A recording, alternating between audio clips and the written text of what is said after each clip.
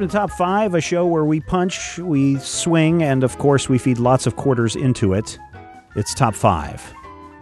This week, Top 5 consists of 5 things on each of our lists that represent the top 5 final bosses. This is a listener suggestion, as always, podcast@majorspoilers.com. And Matthew, why don't we start off with you this week with your number 5 on your top 5 final bosses list? Well, my number 5 came from the world of video games. Not all of my entries do, because it doesn't say 5 video game bosses. Yeah, but right. It just says final bosses. Yeah, you're right. Sure. I did try to choose characters who fit that archetype of the big boss after the underboss and the mini bosses, and sometimes the squad of mini bosses that you run into. A few years ago, my kid, who was maybe 5 or 6, I actually won a Wii. And one of the games that we won for the Wii was Super Mario Galaxy. And it's a sort of a 2-player game, which meant that she could have a controller and collect all the stars while the game was going on, and I could, not get killed. But the problem you'd run into is you still had the final boss problem, because you'd fight all these things and you'd fight creatures and a little dragon and baby Bowser, but then you'd have to fight Bowser. My number 5, Bowser. Specifically from Mario Galaxy, although I think he's an overarching villain for all of the Mario games ever. Well, almost. He's like the Dr. Doom of Mario. It's not that he's in every one, but even the ones that he's not in, there's usually a guy who sort of emulates him a little bit. And the thing about Bowser that's extremely frustrating is if you play the games, you know that Bowser taunts. And it's not like, the, I will destroy you. Bowser's like, you're stupid and I don't like your mom and your face is ugly. And there's something just personal and terrible about that. And when he wins, he's a childish, sore winner. And when he loses, he's a thin-skinned jerk. And holy moly, I just had a revelation, but I don't talk politics on this show. So, Bowser, my number 5. Giant turtle with spikes on his back, who you can beat, but you usually have to beat at least 3 times before he'll actually lay down and die. All right. My number 5, all of mine come from the world of video games. Mine comes from a way, way old game where you had to punch, uppercut, and hopefully by the end knock out Mike Tyson. Mike Tyson, what was the name? Is that just Mike Tyson? Was it Mike Tyson Super Fight Punch Out? Mike Tyson's Punch Out, and then it just became Punch Out. Yeah. Yeah, I think that happened after the whole thing where he went to jail. Well, yeah, Mike Tyson went away, but there was still Punch Out. Yeah. Yep. And so something about getting up to the Mike Tyson level and actually being able to defeat Mike Tyson was something that every child imagined that they could do. But when it came down to the actual game, not everyone was able to do that. Because the computer was a cheating bastard. Because it was a cheating game, yes. Cheaters always cheat. And that's my number 5, Mike Tyson. Rodrigo, what do you have for number 5? My number 5 is also Bowser. Yay! Da, da, da, da, da, da. Yeah, Bowser is a great villain because as like him and Mario have such a history. Right. And a lot of the games, they spend a lot of time like referencing past times that Mario has beaten him or whatever. There was a brief point in Super Mario, brief in that it was a single game, Super Mario RPG, where Bowser is actually part of the party, which is great. He's definitely one of my favorite characters to take out in Mario RPG. Bowser. What's really cool about Bowser is that Super Mario games really try to be innovative at each iteration, and so Bowser always really benefits from that. In Super Mario 64, you have the like bonking him and then like grabbing his tail and trying to throw him out of the ring. In Mario Galaxy, he essentially is this like weird physics engine of his own, kind of thing that just like screws you up so much. Plus, he comes complete with either 1 or 7 or 8 little Bowserlings to make your life terrible.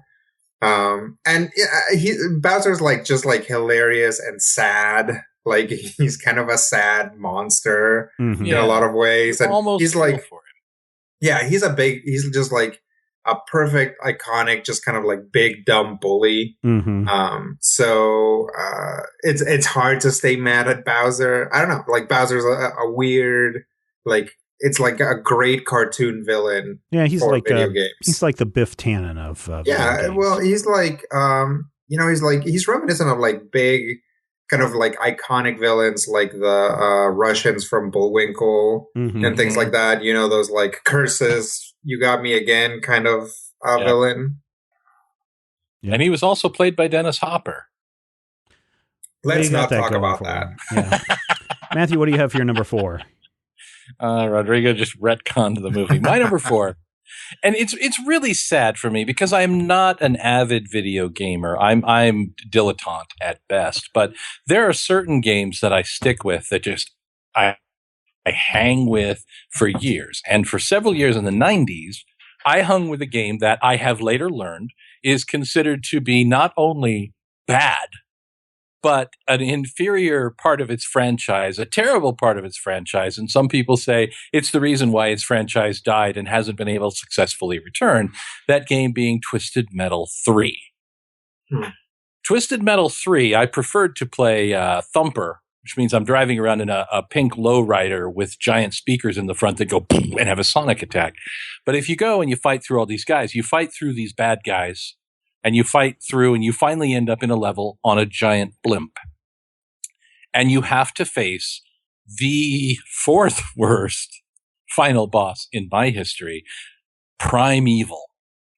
Now, the thing about Primeval that's difficult is he's essentially immune to your attacks.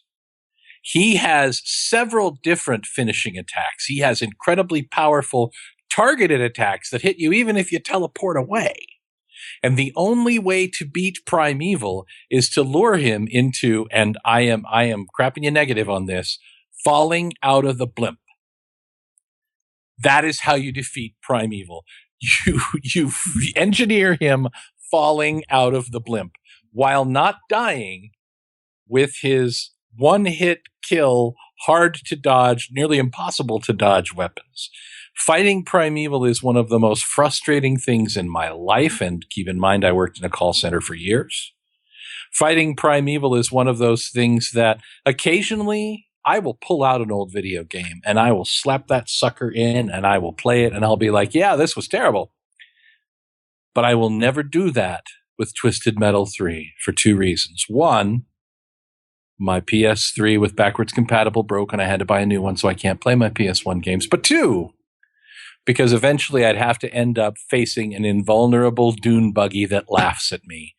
And frankly, that's just one nightmare too many, which is why my number 4, final boss, Primeval from Twisted Metal 3.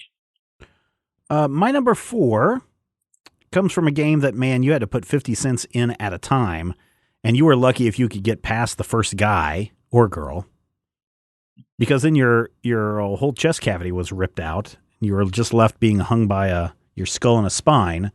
But if you made it all the way up to the top, you would be able to fight one of the ultimate bosses in Mortal Kombat, Shang Tsung. Oh. And if you could defeat him, you were awesome. But most people didn't make it past, what's his name? Goro. So Shang Tsung is my number 4, simply because it was one of those, what seemed like an unachievable boss to beat. Yeah. And it wasn't the same. He wasn't the same one in Mortal Kombat 2, and I forget who that boss was.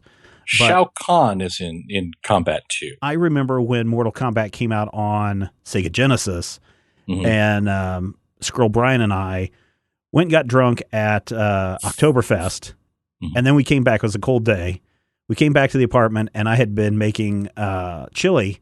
So for the rest of the afternoon, all we did was eat chili and play Mortal Kombat and hope that one of us could get up there to defeat Shang Tsung, but none of us did. But Shang Tsung can actually morph into the other characters. Yeah, that was the thing, is he could morph into other characters. So you'd have to fight the same guys you fought before, or your allies, or in some cases, yourself. Yep.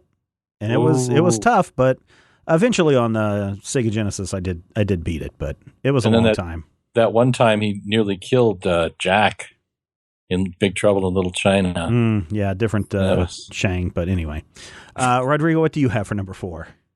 My number 4 is the Archdemon from Dragon Age Origins, and it's really only there because so what would you expect how important would you say dragons are to a game called Dragon Age?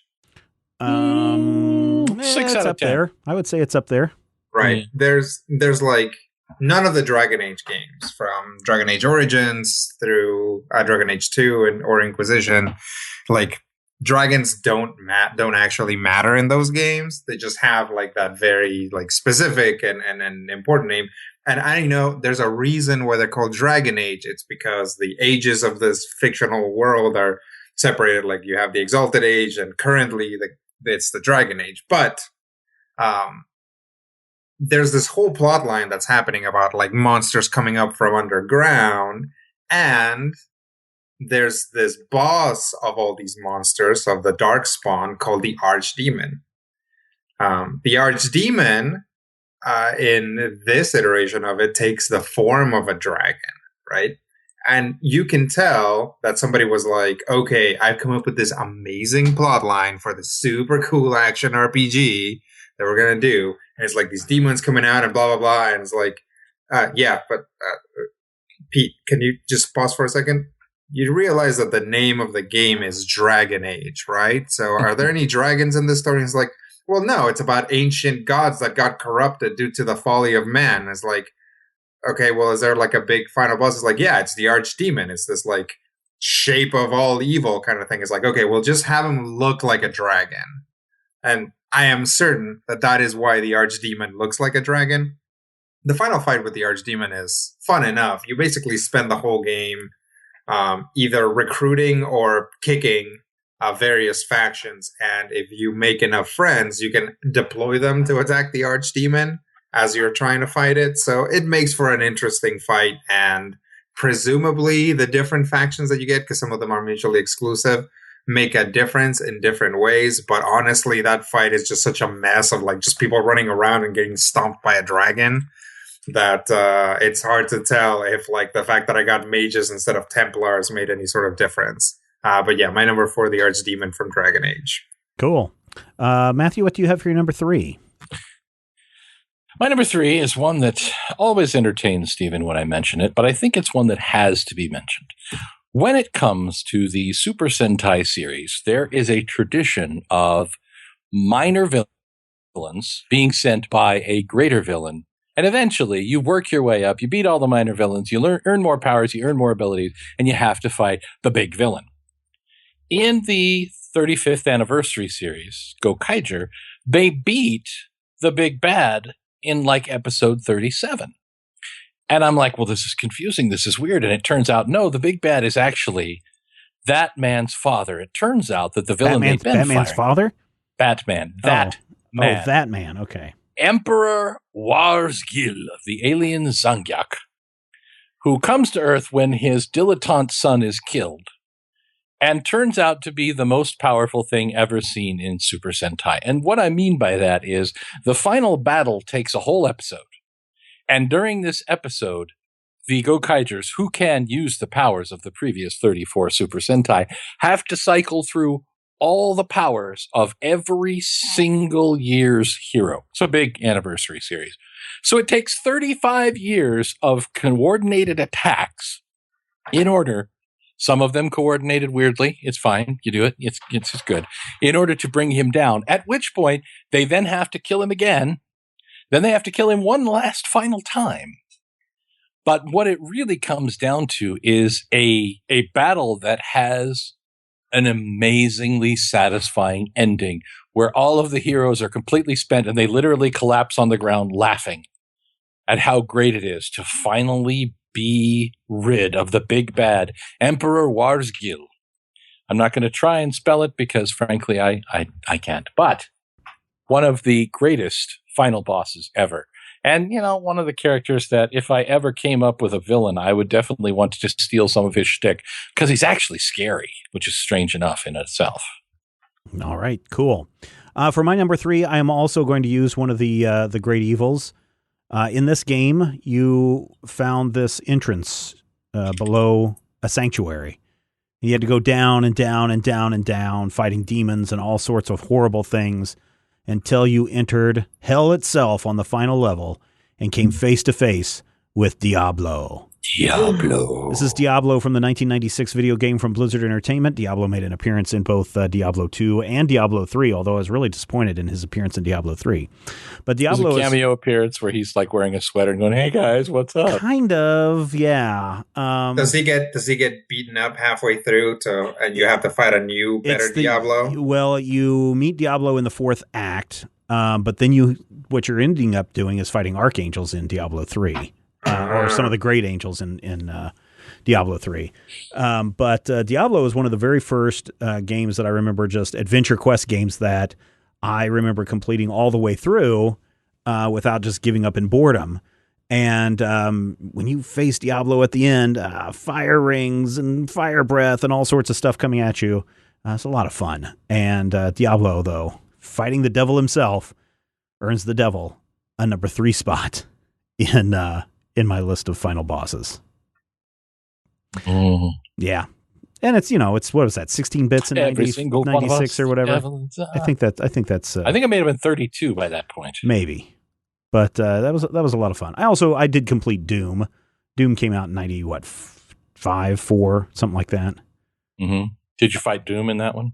No, but what was the final boss at that one? That wasn't Doom. That was well, I better not say because it may be on somebody's list.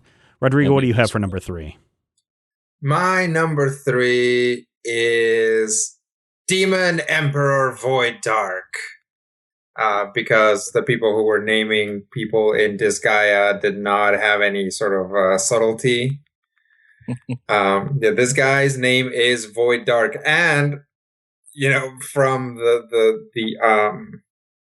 from the text of the game, characters interacting with him, sometimes they'll just call him Void. So it really makes it sound like his first name is Void and his last name is Dark, which is great because you also throughout the game find out why he kind of turns evil. And it's but his name was always Void Dark. So it's just hey, what should we name our kid? Well, let's call him the greatest evil to ever walk the earth. Hey, okay, hopefully he grows up to be somebody good. Yeah, pretty much. I mean, it is just kind of what? But Demon Emperor Void Dark is on a quest to become the greatest demon in all the netherworlds and has basically all of the okay, so the netherworlds is this multi-dimensional hell, and each one of them has an overlord, and the overlords, because they rule over a particular section of hell, have a particular power called an overload skill. But Void Dark's overload skill is that he can basically siler away other people's overload skills. It's cool because throughout the game, you actually see him come in and just massacre people and steal their skills. So by the time you face him, you know what's coming, and it actually makes it scary because you're is this fight going to incorporate that thing where he freezes you and then basically all the units that are in the blast can't do anything for a turn, and then he does, and then later on he shows you something else and he shows you something else, and right before the fight he cacks one of his lieutenants and steals their overload skill, and it's well, is that going to come into play? And it does, and it's just this fight where you're just kind of dreading everything he's going to do. So it actually makes it it makes for a really interesting, really entertaining final boss fight.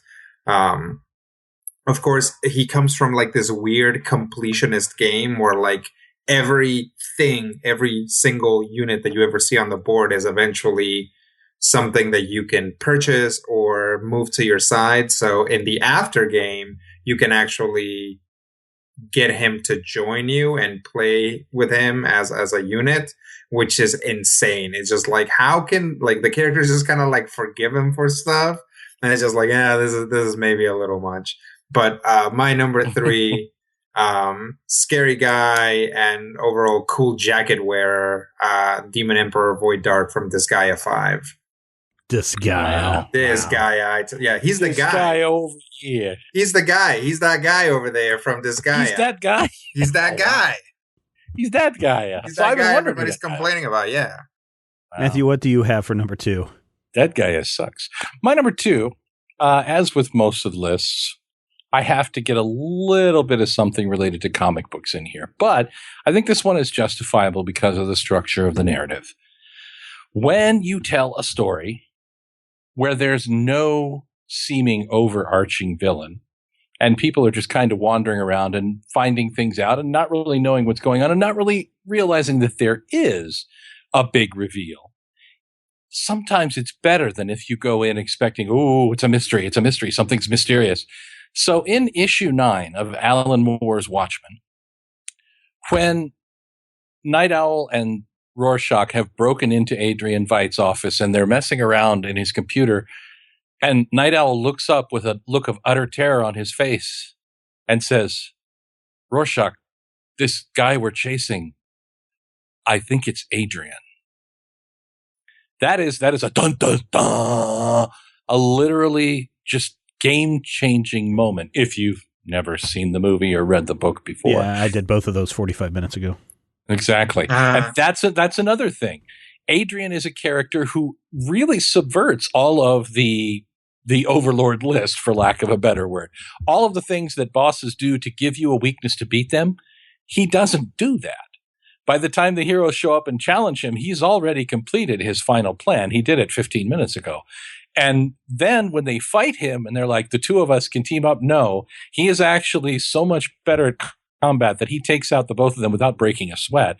And it's really the only interruption of a giant blue naked godlike person that even keeps him from murdering them and leaving their bodies to, rot in the Antarctic. And I really find that fascinating because he's one of those rare evil overlord bosses whose plan goes off without a hitch. And at the end, the heroes actually agree that the world is better off because his final gambit worked. His terrible, terrible, murderous ways have actually probably saved the world from the edge of Armageddon. And it's a really weird inversion, but it makes it incredibly memorable. It makes the story, I don't know, the kind of thing that the rest of the comics industry would rip off for the next 30 years. So you got that going for you, which is nice. My number 2, Adrian Veidt from Watchmen, the one final boss that you don't get to beat, and yet somehow it makes the story better. Cool. My number 2 borrows heavily from the Universal Horror Monsters. It's a video game that I want to say came out in like the early 80s. I think it was probably an NES thing. I didn't get to play it until it was ported over to the Game Boy. But in it, you have to go rescue your son, who has been kidnapped by Dracula. And so through all of Castlevania, you are swinging your Morning Star and your big old sword, or not sword, but axe on a chain as you blow through monster after monster after monster until you finally come face to face with Count Dracula himself. Dracula, blah, blah, blah. And the sad thing is, Matthew, you said Adrian Veidt is the bad guy that got away. Mm-hmm. Dracula, through all the Castlevania series, keeps coming back to life. No! And so if your last name is Belmont, then you know what your legacy will be for the next 50 million centuries. Saving your son. What about Veronica? Does she have to fight? Probably. I'll have to ask her. I'll have to ask her next time I see her. Yeah. Yeah, yeah. Well, her mom was big in the gaming industry. She was like a vice president of something. I think was it Nintendo or Sony? I forget which. But you had to face Dracula as the final boss in Castlevania. Definitely a tough one, and if you made it all the way, because here's the thing on my Game Boy, it didn't have saves. So you couldn't go in and save your place and then pick up, later on. You had to run that entire game without stopping. Oh, wow. And that sucked. Yep, because getting to Dracula was very hard unless you had like 12 hours to kill. But that's my number 2, Dracula. Hey, it's a Dracula. Hey, how you going? I'm a Dracula. Hey, I'm a Dracula. How you doing? This guy over here does Dracula. This guy, he's a Dracula over This here. guy, Dracula. What's with this Dracula over here? Yeah. Rodrigo, what do you have for number 2? My number 2 is not from a video game. No. Okay. Yeah. How dare you? No, it's. Have you guys seen Equilibrium?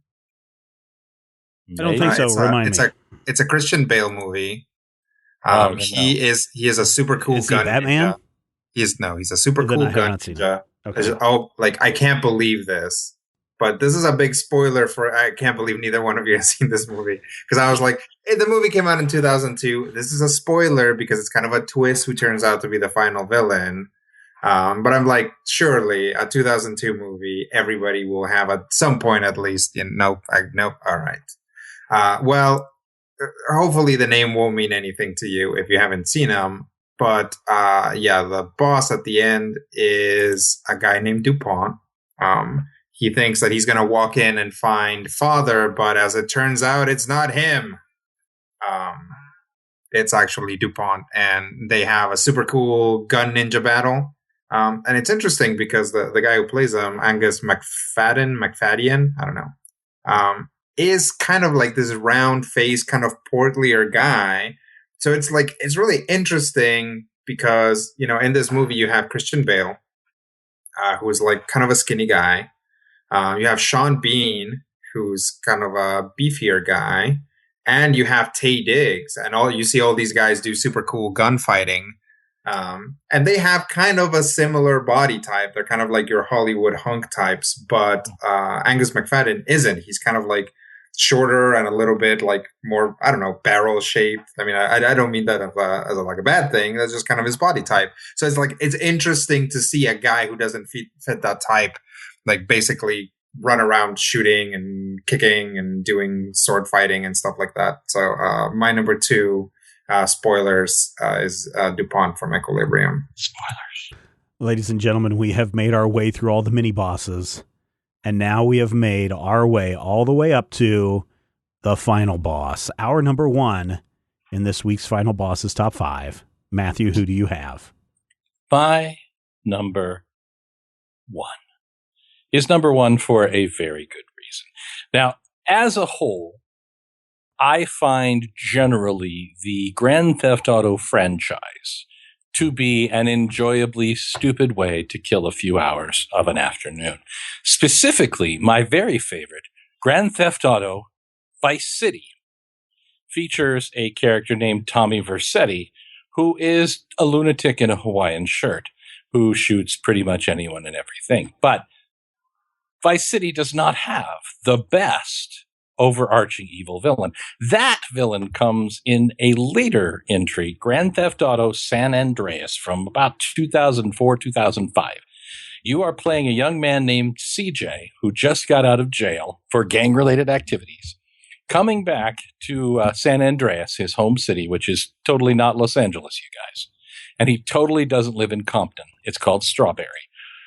But he is thrown into just an endless series of terrible events because he has a run-in with Officer Frank Tenpenny, who is voiced and drawn very much like Samuel L. Jackson. So I want you to imagine that you're playing your Grand Theft Auto and you can, ride a bicycle and steal a car and shoot things with your flamethrower, but you keep being sent out to your inevitable doom by Jules freaking Winfield. And you get to the end of this, and you're like, I'm going to kill all these guys. I'm going to kill this guy. And I have allies now, and one of them is this totally cool guy named Woozie. Woozie is visually impaired, but that doesn't stop him from shooting people, which I think is wonderful. And you get to the end, and you have this final run-in, the final big fighty countdown, and Officer Tenpenny gets away, and he grabs a fire engine. And you have a chase through the streets of not Los Angeles as not Jules Winfield races through the streets in a fire engine, yelling Samuel L. Jackson voices back at you. I don't want to spoiler it, but it's a Grand Theft Auto game, so pretty much everybody but the protagonist dies. It happens. And you get to the end, and it's a really, really satisfying climactic moment. It's one of the few times when you get to that point where a Grand Theft Auto game ends and you feel like maybe a little justice was actually done. Because a lot of times these game end was just sort of a, oh, yeah. Or in the case of Grand Theft Auto 5, it ends with a brutal torture and murder scene that you actually kind of, after the whole game, feel might have been justified, but you still feel creepy and want to take a shower. Yeah. This is one of those moments where this guy is clearly villainous. He's clearly a manipulative jerk. He's clearly behind so much of the criminal activity and the corruption of San Andreas that even though you just killed Samuel L. Jackson's voice, you feel like you've done the world a solid by taking out my number one final boss, Frank Tenpenny from Grand Theft Auto San Andreas. Awesome. Cool. Well, my number one is one that happens to be Mario's greatest boss of all time. You guys put Bowser at number 5, but really we know that Mario's greatest boss has always been Donkey Kong since the very beginning. And no matter what Mario does, he gets to the top, tries to knock out Donkey Kong, and then the princess gets taken away. It's a barrel to the face. Yep. Exactly. So Donkey Kong is obviously the best of all the final bosses. Bump. Yeah, my oldest is very impressed that he can get through the first 3 levels of Donkey Kong before he loses all of his lives. What does he play it on? We've got a gaming table. Okay. An arcade. It's got the arcade version in there. Oh, schmancy. Yeah, he likes it. So it's also got Space Invaders, which I like. Yeah. Pew, pew, pew. Rodrigo, what do you have for your number one? My number one is a lot of the time when I make a list like this for top 5, I don't necessarily know what number one's going to be right away. I'll put a few notes down and then I'm like, well, clearly this is the best one. Mm-hmm. But the moment I got this, I knew what this had to be for me, and that's GLaDOS from Portal. God. Oh, terrifying. GLaDOS is in fact this sad, terrifying, hilarious final boss. She is a character that at first you don't know is out to get you. She starts out being very helpful until you eventually figure out that she is trying to kill you. And most of the game, she's a disembodied voice. And finally getting to see what she looks like doesn't mitigate the general terror that you should have for GLaDOS. And you know, she's not like a weird spider monster. She's not like, I don't know, like a broom or a fog or anything like that comes out and tries to like, or like a monster that like vanishes or looks like any sort of animal. It's a very clean, like machine, like kind of Spartan design that almost makes it more frightening. In Portal 2, you kind of end up with like weirdly teaming up with her, and it doesn't make her really any less horrifying. It makes her a lot more sad when you find out more about her backstory. But GLaDOS is amazing. You know, like a lot of people say that Portal is like the first truly feminist video game because it really only has 2 characters and they're both ladies, and it kind of like flips the first person shooter idea on its head. It's like above and beyond like an innovation in the kind of escape the room genre. It had a lot going for it, and it was just an afterthought for like a Half-Life game. Basically, it just got packaged in with it, and it kind of has taken on a real life of its own. But and that really wouldn't be possible without just like the like superior writing, voice acting, and character design that goes into GLaDOS. So for me, it was difficult to think of anything that was a scarier, cooler, or more intimidating final boss. Awesome. Well, ladies and gentlemen, there you go. We have listed our favorite final bosses. Now it's time for you to head over to Majorspoilers.com, and in the comments section for this episode, we want to know what your top 5 final bosses are. Go into detail, tell us what you liked about them, tell us what you didn't like about your final bosses. And we want to read them. In fact, other people want to read them. Other listeners want to read your list because everybody loves a list, and we will see you next time.